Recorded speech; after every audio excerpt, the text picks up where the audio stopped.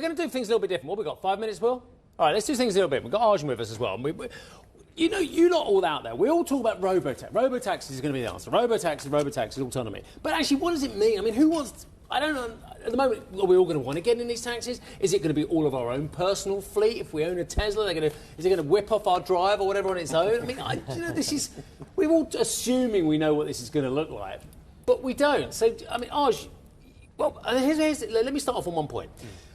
Arjun just mentioned off camera. He said, I've just found a video of me from 2021. Well, if that was me, I'd be slightly worried. Yeah. But it turns out it's a video of you in a self-driving autonomous vehicle, yeah? Yeah, that's right. It was a Baidu vehicle. Baidu vehicle in China. From 3 years ago. 3 years ago. So for anyone out there is misguided enough to think that it's Tesla and Elon Musk getting this whole motorway to themselves, they are sorely misguided. Yeah, China is probably one of the leading markets along with the US in terms of the development of these autonomous vehicles, right? And so my experience, you asked, what is a robotaxi? My experience so far has been in the context in China where I tried out one of these Baidu vehicles. You hail a ride on an app, an autonomous vehicle turns up, you get in. There is a driver who's not touching the wheel, but is there in case things go wrong. You sit in the back seat. At that point in time, that was 2021, these were almost preset routes you could go on.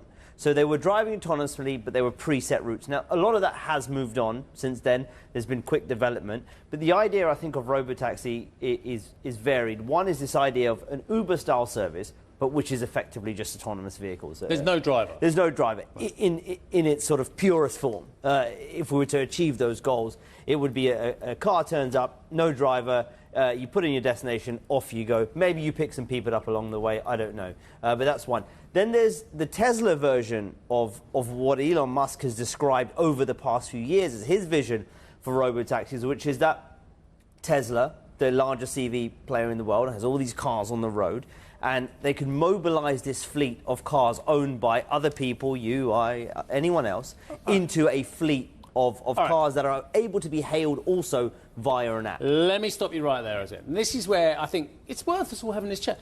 Yeah. So I've got a Tesla in the drive. I haven't got a Tesla in the drive, but let's say I've got a Tesla in the drive. I look out and it's blooming gone. It's like it's doing a run to, I don't know, Streatham or somewhere. Yeah. I know we'd have a little bit more control on that one as well. But so we're all turning into mobile Airbnbs, are we? Effectively, that's how Elon Musk described. He actually said you can think of it a bit like an Airbnb. I know that because you told me earlier. Sorry. Well, yeah, because you can choose to allow your car to be used by the fleet or cancel that and bring it back.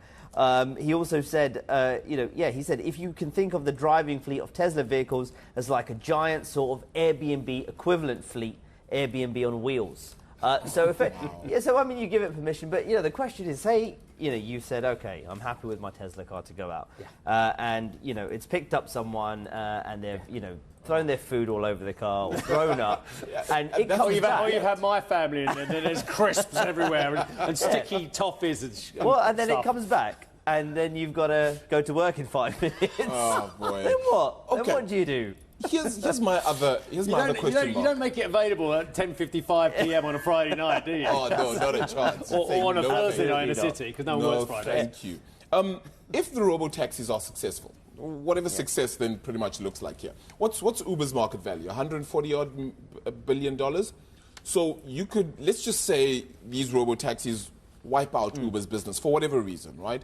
You add $140 billion to Tesla. Is that enough for you to warrant that this is the be-all and end-all for this stock? Yeah, look, I think it's important not to, firstly, I know we're joking about it, but not dismiss this technology. It's real, it's on the market, and it's true. The question is, how does Tesla bring this to market? There is a huge market here in autonomy. That's very, very clear. And there are hurdles to that. One is, and I don't think the technology is any longer a hurdle. The regulatory environment is, the consumer acceptance, etc. Those are things that Tesla has to get. If it gets past that, all of a sudden you have a very huge market here for Tesla, and that's what those Tesla bulls are really betting on, and why there are sort of half the market here extremely excited about Tesla solving You should autonomy. do it Beyond the Valley on this one. I should, you actually. and Tom get out your mugs and talk about it. Yeah. If you come on, I'll give you a mug. I'd love to come on. I'm not invited, though. I don't know enough about technology anyway.